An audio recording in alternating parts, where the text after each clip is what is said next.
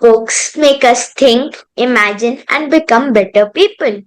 Hello and welcome to the Pen Kids Reading Lens. I am Idika Mishra and today I'm very happy to welcome someone very special, an author whose books I have truly enjoyed reading, Sunita Pant Bansal ma'am. Welcome to the Reading Lens, Sunita ma'am. Thank you so much, Idika. It's such a pleasure to be talking to such a young interviewer. I'm so happy. So much for joining me today. Friends, Sunita ma'am has written more than 80 books for children, young readers, and adults. Through her stories, she makes mythology, history, classics, and life lessons easy and enjoyable for us.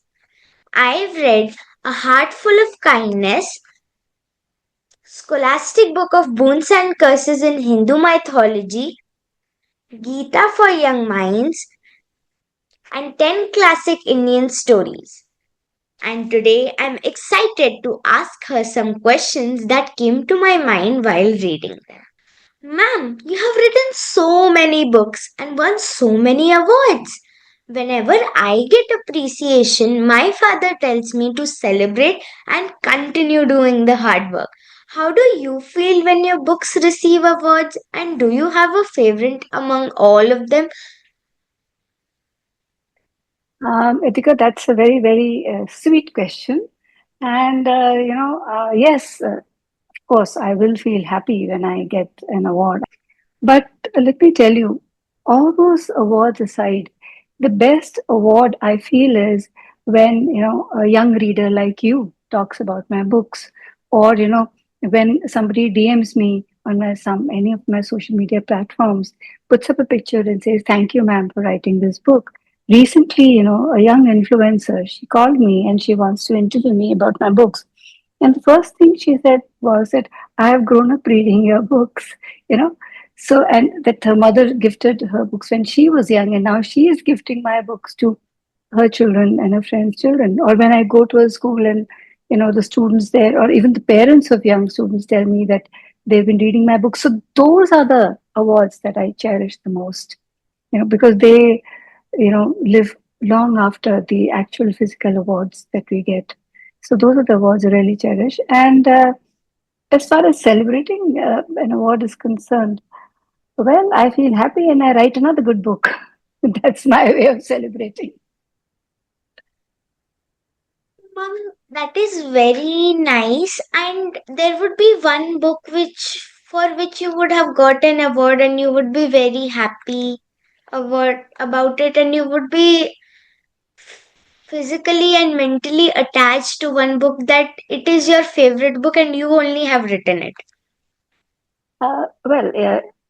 This is one question a lot of people ask me, and my answer has always been that I, it's like, first of all, it's very difficult for any author to say which is their favorite book because for us, whenever we write, whatever book we write is our favorite for that point. Like, if you talk about my latest book, now I'll say my current favorite is this because this is the one I wrote. This came out recently, right?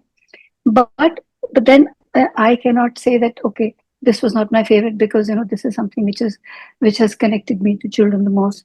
So no, I do not have any one favorite book because if I ever had any one favorite book, then I don't think that I would be paying so much attention to the next book that I'm writing. So actually, what I do is I follow the Gita in my life. I follow Krishna's advice. I do not get attached. I do not get attached for long. I feel happy, yes. I feel very happy, yes. I mean, if I get some good news and if I'm going out with my friends, I would treat them for lunch. I would say, listen, this is what has happened. My book has come, so I'll take you out for lunch. Yes, I do all that. But I never get attached to any one book because that would somehow, I feel, stop me from moving further. So I very sincerely follow Krishna's advice. I do not get attached to any of my books. I continue moving ahead. Ma'am, you became a writer and mostly children always in our class also they say that we want to become a doctor or engineer. So did your parents and teachers tell you to try something else? You see, in our time, I was a science student, so the options were very simple. You know, you when you take science, you become a doctor or an engineer. These were the options. So I knew that they were the options, but my teachers, our teachers did not, tell us in the sense that this is what you should do or this is how you should go forward. No, it was not like that in our time. And my parents were very, very, you can say very open minded. They allowed me to choose what I wanted to choose. But no, I did not choose writing. I did not choose writing when I was in school. I loved writing and I used to write a lot, but I never thought of it as a profession. I took up science, I took up foods and nutrition further. I studied it further as human nutrition and dietetics, and I became a dietitian. So I was doing all that. I never thought that I'm going to become a writer. I, becoming a writer uh, professionally came to me very late when, one of my patients, when I was giving diet advice to a patient in a hospital, and I was telling them what to eat, what not to eat, and all that.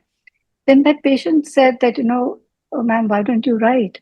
So that's when I thought that, you know, yes, I mean, I used to love writing. I always did. So, but I had stopped. So I picked up the writing again and I started writing health columns. I started, that was the time when I entered writing professionally and I became a writer. But even then, it never struck me that, okay, this is now my profession. I've become an author. It took me some time to actually understand that this is actually a profession, writing. Though I was writing, I was part of Times of India and so on, but somewhere, it wasn't registering till when my the books started getting published. That's when, you realize when you see a book, you see, when you're writing something in the newspaper, it goes away. Life of a newspaper is one day, it goes away. But the book remains forever, on your shelf, in the market, in the shops. So that was when I realized that, well, I'm a professional writer, I'm an author. So that's when I started calling myself an author. So it took me some time to realize. I enjoyed reading A Heart Full of Kindness, but I noticed that each story has a stranger who is being helped. Mom, but my parents and teachers talk about stranger danger. So, how can we help others while staying safe? Uh, you see, uh, this book is not really a couple of stories, yes, are talking about helping strangers who are in need. Yes, I totally, understand, what your parents are telling you. And I think the kind of environment we're living in, yes, you have to be very careful as to who you're helping. But, the little acts of kindness, they, it shows in so many smaller things, like, stray dogs, right? There's a menace in Delhi, stray dogs. Now they are being neutered, they are being killed, they are being taken away. Now that is where, helping an animal comes. Kittens, or giving water to birds. It doesn't. This book is not just saying help strangers. This book is telling you that you should have kindness in your heart. You should be a kind person. You should be empathetic. You should understand, the person's condition. If a person is poor, if the person is hungry, you should be able to understand. No, I will not advise you that you call that person inside your house and feed them. No, I will not, because the stories of that time are of that time. No, they will not hold true. You cannot, today if somebody knocks on your door and says, I'm hungry or whatever, or I'm cold, you don't call them in because you have to live with the, situation. But yes, you can, you should understand whom to give food to if you find somebody hungry. Or whom to give books to. Like if you find your helper or somebody in your neighborhood, who's too poor to be buying a school uniform, or maybe they don't have good shoes. Maybe the shoes are broken. So how you help is buying them a pair of shoes, isn't it? So these are the little examples that I've given here. Like for instance, Dalai Lama's example, even saving ants, right? Or Kabir's example, saving a little goat. So these are the examples, just trying to show that a kind heart is very important, and it helps you to become a better human being as you grow up. Because when you have kindness, when you understand that the other living person also feels the same way, then probably there'll be lesser fights that we see outside. That is very important for us right now because usually we are not able to understand whom to help and whom not to help. Yeah, so that's where your parents, are guiding you, your teachers are guiding you. You have to listen to them. But the kindness cannot go, the kindness will remain. But you have to also use a little bit of your wisdom, your intelligence to see where that kindness has to go, isn't it? You know, kindness is great, but it has to be accompanied with intelligence, with advice from your parents and teachers, with your own wisdom. Yes, ma'am. So, ma'am, we are told to read classics by everyone, and sometimes they are very boring. Why does everyone tell us to read classics? This is a question even I used to ask when I was a child. Why classics?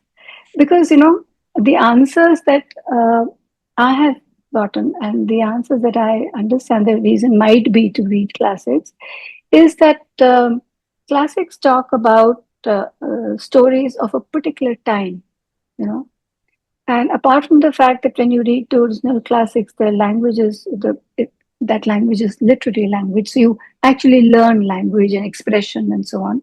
That is something else. But reading classics as such would mean that when it is written about a certain era, about a certain time, a certain period of time, it talks about the people of the time, the society of the time. So you get to know that time of history, you can say. So that is the reason why it's important to read classics, and not just Indian. I have written this book, Indian. Why Indian stories? Because people read classics, yes, because teachers tell students to read classics, and even writers like me, we have simplified Western classics for children to read.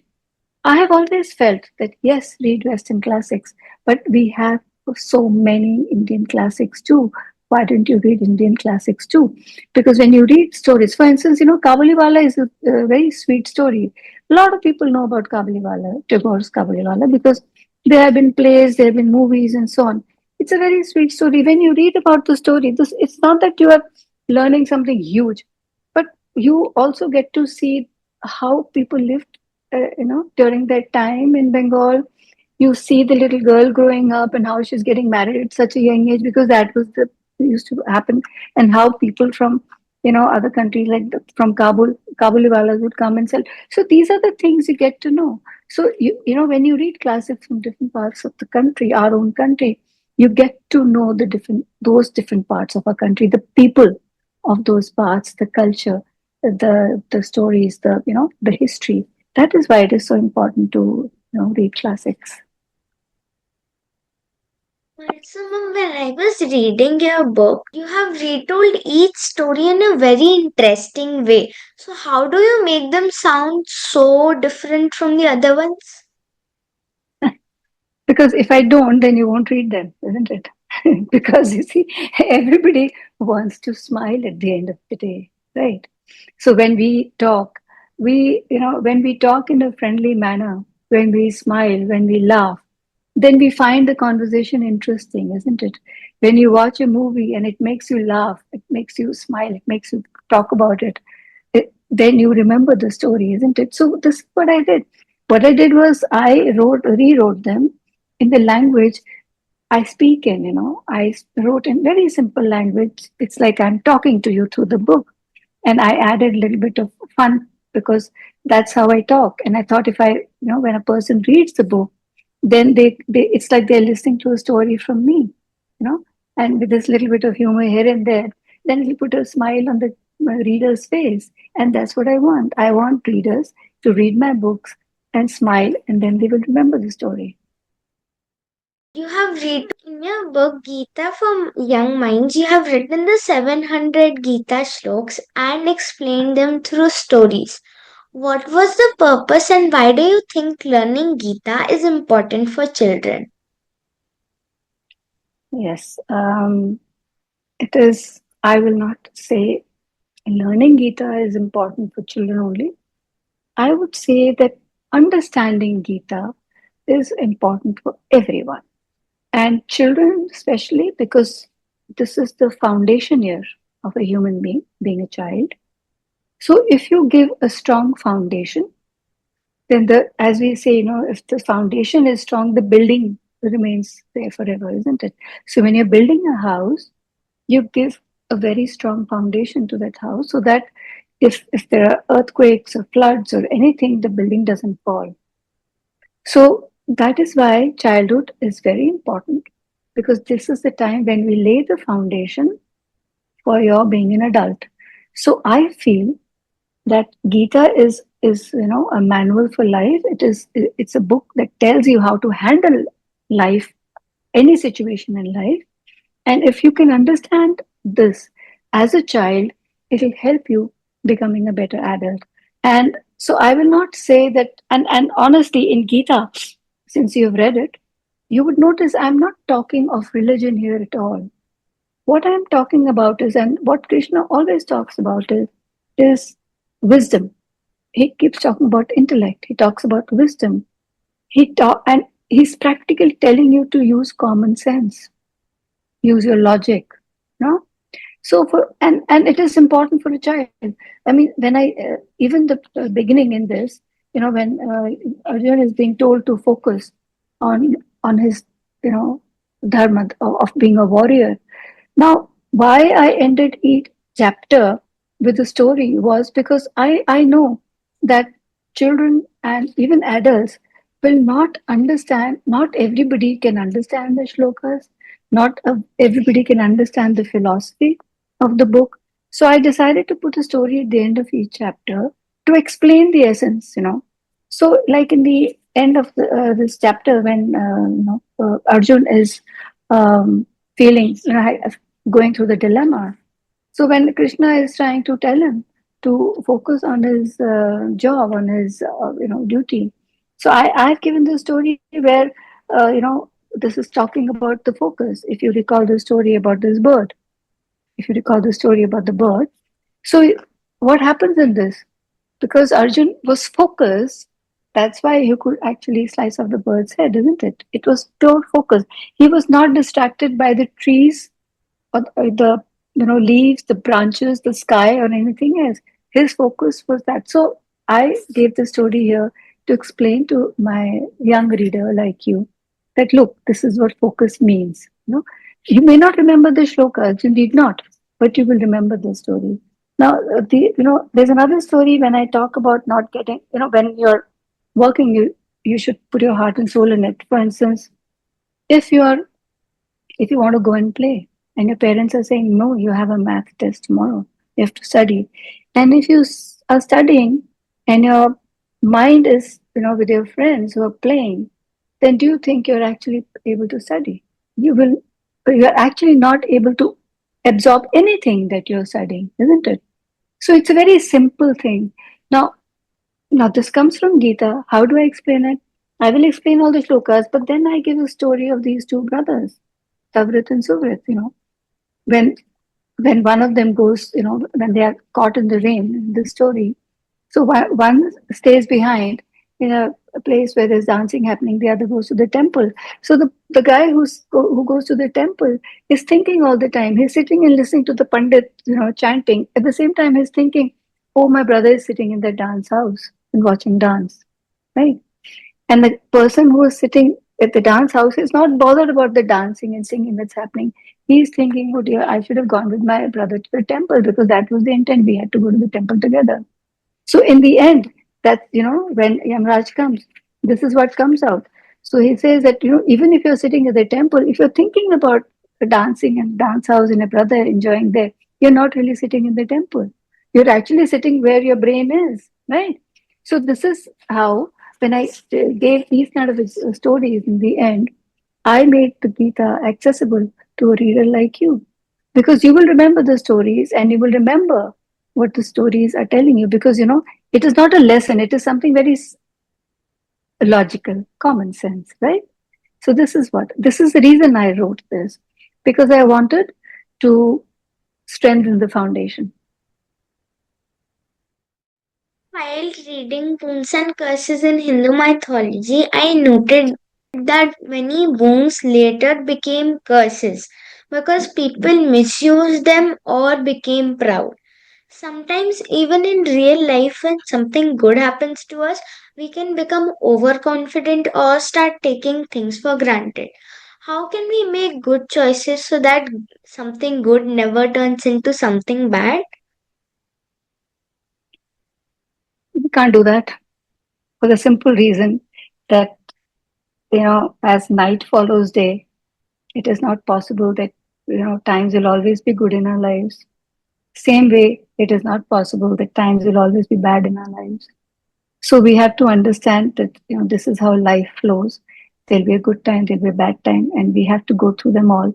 And that is the reason why Gita becomes important. But in Boons and Curses, what I'm trying to tell my readers is that, we reap what we sow.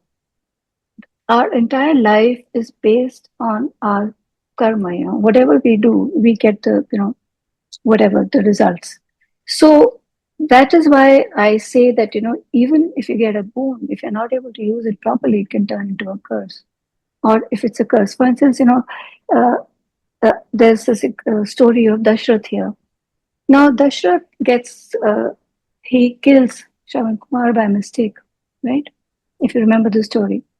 And, uh, and then he's cursed by Shravan's parents that, you will die, die when you're separated from your child.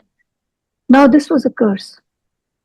But look at Dashrath. He at that point of time he didn't have any sons. He had a daughter, but he needed sons to look after the kingdom after him. So now he thought when he thought about this curse, he realized that I will suffer separation from my son only when I have a son, but I don't have a son, which means that I will have a son. Okay. So he turned it in his head into a very positive attitude and said, oh, that means I will have sons. And then he discusses with his ministers and his, team, and they suggest this Putrika Mishti again, and then he gets four sons, right? So this is how it's the way you look at a thing. It's the way you look at a thing.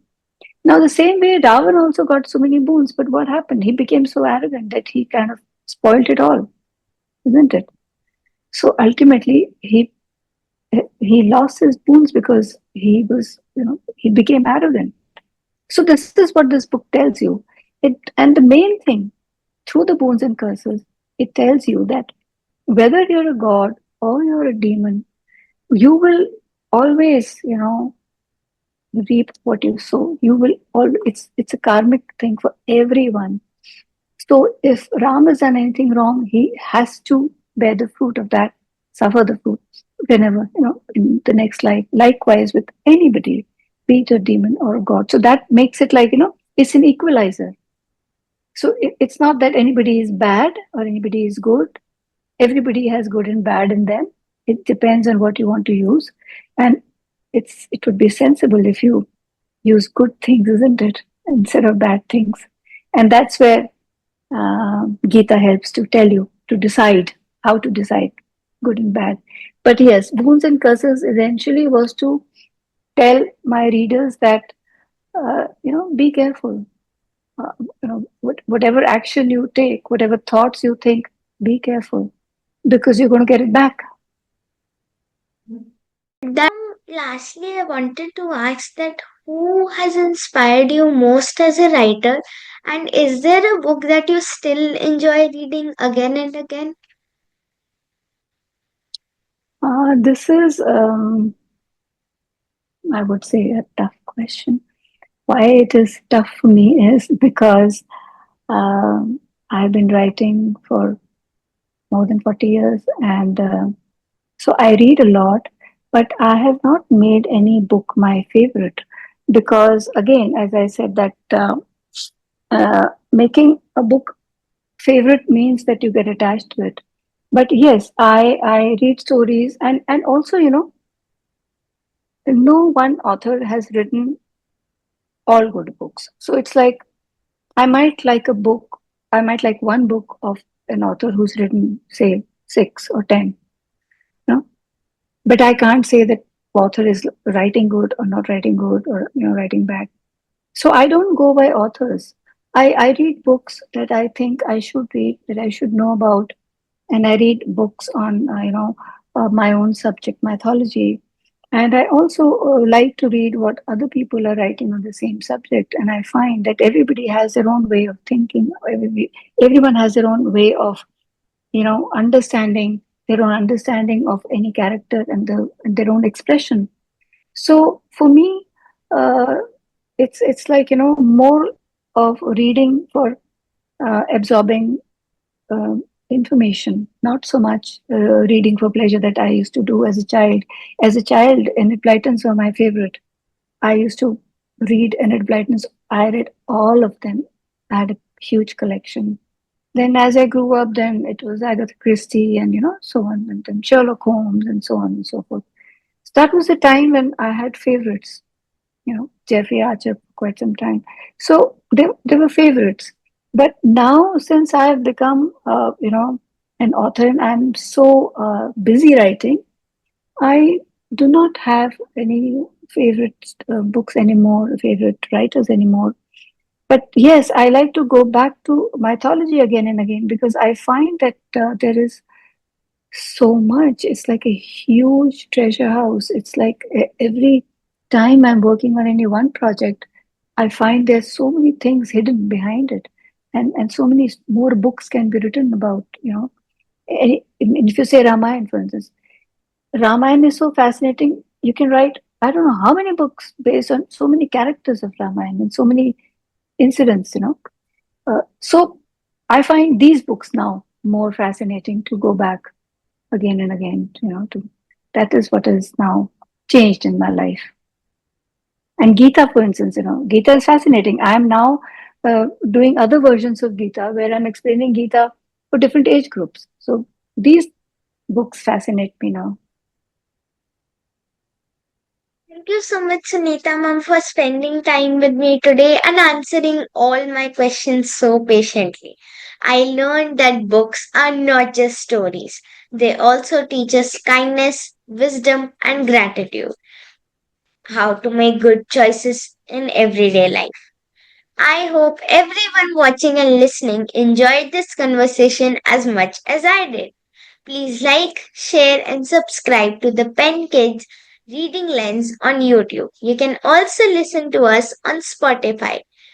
Remember to keep reading, friends. Bye. Thank you so much. Thanks for having me here. It was a wonderful interview. Thank you. Thank you, ma'am.